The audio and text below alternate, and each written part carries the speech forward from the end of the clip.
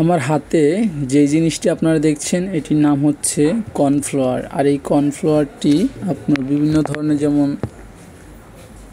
Recipe, soup,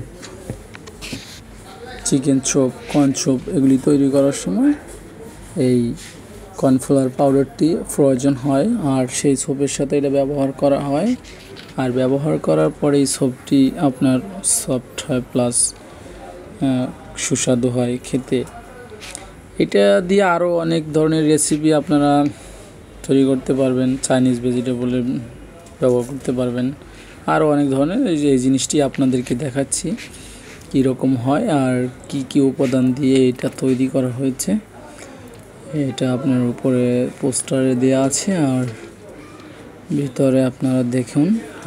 খুলে আপনাদেরকে দেখাচ্ছি। পাউডারটি খুব দেখতে একবারে ফ্রেশ ময়দার মতো, ঠিক আছে। এটি হচ্ছে কর্নফ্লাওয়ার।